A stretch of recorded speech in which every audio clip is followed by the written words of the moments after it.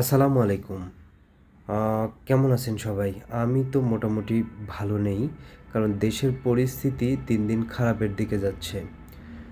সরকার কী বার্তা দিতে চাচ্ছে, সরকারি দলের লোকজন সেই জিনিসগুলো বুঝতে পারতেছে কিনা, সরকারি দলের লোকজন সেগুলো মানার চেষ্টা করতেছে কিনা, এটা নিয়ে আমার যথেষ্ট সন্দেহ রয়েছে। চারিদিকে ধর্ষণ, রাহাজানি, মাদক, তারপরে ছিনতাই, আ শিশু ধর্ষণ, গণধর্ষণ এগুলো প্রচুর পরিমাণে হচ্ছে। অথচ আমরা দেখতে পাচ্ছি না সেই এলাকাতে কোনো ধরনের ব্যবস্থা গ্রহণ করতেছে সরকারের পক্ষ থেকে। সরকার বিভিন্ন জায়গায় রদবদল করার চেষ্টা করতেছে, যেমন মব সৃষ্টি করে বাংলাদেশ ব্যাংকের গভর্নরকে আ আ বাংলাদেশ ব্যাংক থেকে বের করে দিল।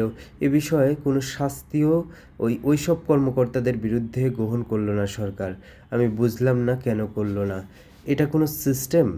যদি আইনের শাসন আ প্রতিষ্ঠা করতে চায় এই সরকার, তাহলে কেন এগুলোকে সুযোগ দিচ্ছে? এটা আমার মাথায় আসে না। তারা ক্ষমতায় আসছে, তারা যে কাউকে ওই জায়গাতে বসাতে পারে, কিন্তু প্রসিডিউর মেইনটেইন করে তো তারা এগুলো করতে পারত। কিন্তু কী দৃষ্টান্ত স্থাপন করতেছে এই সরকার আমি জানি না। নরসিংদীতে আ ধর্ষণ হলো, সে ধর্ষণের ওই এলাকার পুলিশ প্রশাসনকে সরকার এখন পর্যন্ত জবাবদিহিতায় নিয়ে আসতে পারল না কেন? কেন অপরাধীদেরকে তারা চিহ্নিত করতে পারল না? এরপরে এইদিকে হচ্ছে গোপালগঞ্জের কাকে জানি কিডন্যাপ করা হয়েছিল। প্রধানমন্ত্রী সরাসরি ডিসি মাসুদকে ফোন করলো। কারণ প্রধানমন্ত্রী ফোন করতে হবে, কারণ ফোন না করলে কি তাকে উদ্ধার করা যায় না? প্রধানমন্ত্রীর ফোন করতে হবে। তার মানে প্রধানমন্ত্রী চাইলে ওই কিডন্যাপ হওয়া মানুষ ফিরে আসবে, ধর্ষণ যারা হইছে তাদের বিচার হবে, না হলে হবে না। মানে Sheikh Hasina, one kind of Sheikh Hasina হওয়ার চিন্তাভাবনা করছে তারেক রহমান। আমি বুঝলাম না, তারেক রহমান আ আ শেখ হাসিনার শাসনামল দেখে কি ইন্সপায়ার হইছে? কী সমস্যা ভাই? আমি জানতে চাই। আপনি দেশ চালাইতে চান, আপনি মানুষের কাছে কমিটমেন্ট করছেন যে গুম হওয়ার ভয় থাকবে না, তারপরে হচ্ছে এই যে হত্যাকাণ্ড এইসব হবে না, আইনের শাসন প্রতিষ্ঠা করবেন। কীভাবে করবেন? আপনার লোকজন তো করতেছে। যে নরসিংদীতে পেপার পত্রিকায় দেখলাম আপনার দলের বিভিন্ন নেতা-খেতা এই গণধর্ষণের সাথে জড়িত। তারপরে এই যে বনশ্রীর ওইদিকে একটা ছোট বাচ্চাকে দা একটা হাউজের মধ্যে পাওয়া গেছে। এগুলা কি চলতেছে? আপনার প্রশাসন কোথায় ভাই? আপনার প্রশাসন কোথায়?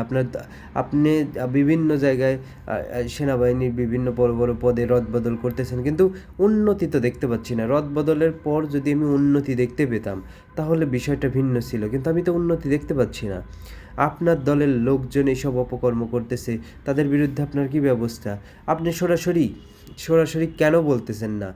দে ও প্রকাশ্যে যখন আপনি জাতির উদ্দেশ্যে ভাষণ দেন, তখন কেন বলেন না যে আইনশৃঙ্খলা বাহিনীর কাছে সরাসরি এমন নির্দেশনা দিচ্ছি যে যে দলেরই হোক না কেন, অপরাধী কোনো দলের না, যে অপরাধ করবে তাকে সেই অপরাধের জন্য পুলিশ ধরবে, তার সাজা হবে আইনি যে হচ্ছে কাঠামো রয়েছে সেখানে। আপনার দলের লোকজন মনে করেন কারো যদি জামিন হয়, কোর্টের মধ্যে যায় হচ্ছে মব সৃষ্টি করে। কি সমস্যা ভাই? ওইদিকে সালাউদ্দিন সাহেব খুব বড় গলায় ডায়লগ দিছে, কোনো মব-টব হবে না। ভাই মব হচ্ছে, এগুলোর দায়ভার কার? সালাউদ্দিন সাহেব তার মানে হইতে দিছে? সালাউদ্দিন সাহেব মব হতে দিচ্ছে তো? না হলে তো মব হইতো না। আবার পুলিশ প্রশাসন হচ্ছে যেমনে খুশি তেমনি পিটাচ্ছে। ভাই আপনি তো পিটাতে পারেন না। আপনার পিটানোর দরকার নেই। আপনার যে কাজ আপনি সেটা করবেন। যদি অপরাধী হয় তাকে আপনি ধরবেন, থানায় নিয়ে যাবেন।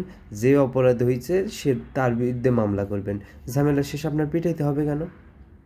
পিটানোর তো দরকার নেই। আবার এইদিকে ঢাকা ইউনিভার্সিটির পোলাপাইন আরে আন্দোলন। আরে ভাই আন্দোলন করতেছো করো। তোমরা রাস্তা বন্ধ করবে, এই করবে, ওই করবে, যেমনে মন চাবে তেমনে যা খুশি তাই করবে।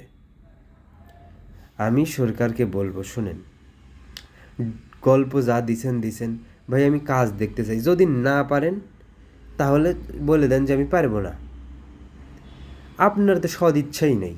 যদি সদিচ্ছা থাকতো আপনি তো ওপেনলি বলতেন।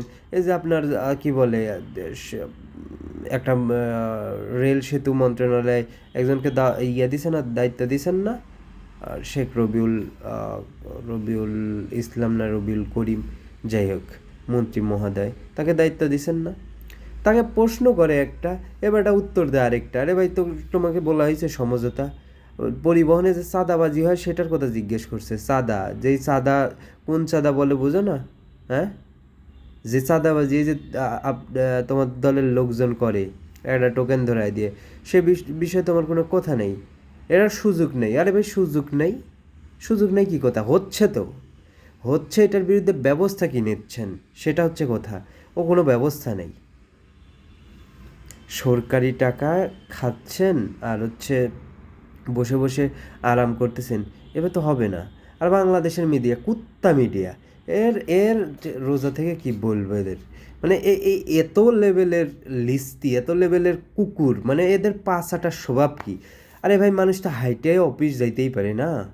তারেক রহমান হেঁটে অফিস গেল, সচিবালয় গেল, মিলনায়তনে গেল।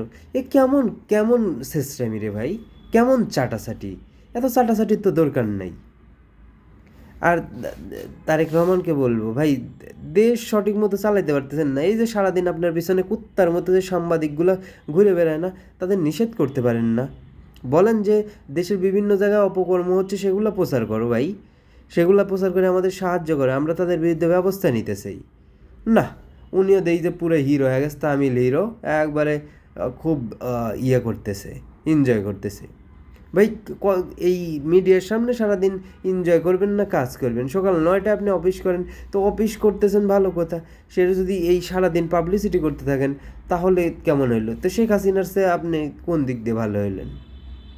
আপনি যে আহ, বাংলাদেশ ব্যাংকের যে গভর্নর নিয়োগ হলো, আপনি আপনার দলের লোকজনকে বসান, কোনো সমস্যা নেই। দক্ষ যোগ্য লোক যদি হয়, আপনি যদি মনে করেন বসাতেই পারেন। কিন্তু এই যে মব সৃষ্টি করলেন, এই মব সৃষ্টি করার পর ফল কী হবে? হ্যাঁ, আপনি তাদের বিরুদ্ধে কোনো ব্যবস্থা নিছেন? এখন যদি কেউ আপনার বিরুদ্ধে মব সৃষ্টি করে, আপনি কি সেটা মাইনে নেবেন? নিয়ম মানেন না আপনারা। আপনারা গুরুত্বপূর্ণ জায়গায় বসে যদি নিয়ম না মানেন, তাহলে কেমনে হবে? এসব এসব নাটক বাদ দেন। এই যে ধর্ষণ হচ্ছে, চাঁদাবাজি হচ্ছে, দখলবাজি হচ্ছে, ছিনতাই হচ্ছে, এর বিরুদ্ধে দৃশ্যমান ব্যবস্থা নেন। আমি বলতেছি আপনার দলের লোকজন করতেছে, ঠিক আছে? আপনার দলের লোকজন। আপনি যেমন হচ্ছে কি আওয়ামী লীগ ক্ষমতার সময় বলছেন না আওয়ামী লীগের লোকজন করতেছে, এখন আওয়ামী লীগের লোকজন করতেছেন। আর যে করে করুক, আওয়ামী লীগের লোকজনই করতেছে। যে কুত্তার বাচ্চাগুলো করতেছে, এই কুত্তার বাচ্চাগুলোকে ধরেন না।